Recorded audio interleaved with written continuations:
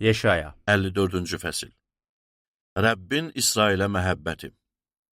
Şənlən, ey sonsuz qısır qadın. Sevinclə mahnı oxu, ey doğuş ağrısı çəkməyən qadın. Çünki atılmış qadının övladları ərli qadının övladlarından çox olacaq. Bunu Rəbb deyir.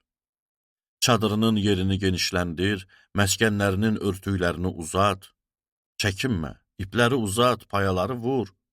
Çünki sağa və sola səpələnəcəksən. Nəslin millətlərə yiyələnəcək, viran qalmış şəhərlərdə məskunlaşacaq. Qorxma, çünki utanmayacaqsan. Ruhdan düşmə, çünki rüsvay olmayacaqsan. Cavanlığın xəcalətini unudacaqsan, bir daha dulluğun rüsvayçılığını yadına salmazsan. Çünki sənin ərin səni yaradandır. Onun adı ordular Rəbbidir. Səni satın alan İsrailin müqəddəsidir. O bütün dünyanın Allahı adlanır. Allahın deyir, Rəbb səni çağırır, atılmış və ruhu əzilmiş, gənc yaşında ərə getmiş, sonra isə rədd olunmuş bir qadın kimi. Bir anlığa səni tərk elədim, amma böyük rəhmlə geri qəbul eləyəcəyəm. Bir anlığa qızğın qəzəblə səndən üzümü döndərdim, lakin əbədi məhəbbətimlə sənə rəhm eləyəcəyəm. Bunu səni satın alan Rəbb deyir. Bu mənim üçün sanki Nuhun dövründə baş verən daşqındır. Nuhun dövründəki daşqının suları bir daha yeryüzünü örtməyəcəyi barədə necə and içmişdimsə, indi də and içirəm ki, sənə qəzəblənməyəcəyəm, səni məzəmmət eləməyəcəyəm.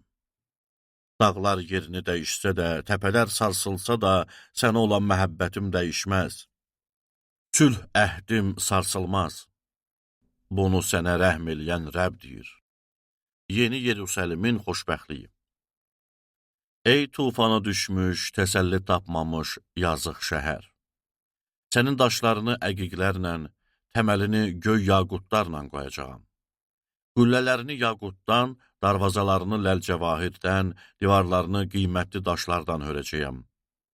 Bütün övladlarını mən Rəbb öyrədəcəyəm. Onlar tam sülh içində olacaq. Salehliyində möhkəmlənəcəksən. Zülümdən uzaq olacaqsan, qorxmayacaqsan. Qorxu hissi səndən uzaq olacaq, sənə yaxınlaşmayacaq. Sənə hücum eləyən olsa, bil ki, bu məndən deyil. Sənə hücum eləyən hər kəs qarşında yerə yıxılacaq. Budur, odda kömürü körükləyən, öz məqsədi üçün silah hazırlayan dəmirçini mən yaratdım. Məhv eləmək üçün qırıcını da mən yaratdım. Sənə qarşı işlənən heç bir silah işə yaramayacaq.